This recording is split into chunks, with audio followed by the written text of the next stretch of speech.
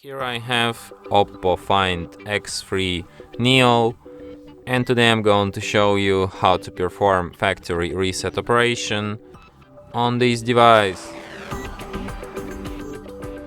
So first let's open settings, then let's go to the additional settings, then backup and reset. Select reset phone, then erase all data, then erase data, and then once again. And after that, device will be restarted in about a minute or two.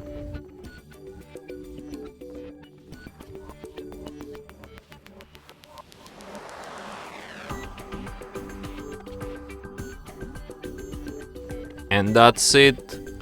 Thanks for watching. If you find this tutorial useful, don't forget to hit that like button and subscribe to our channel.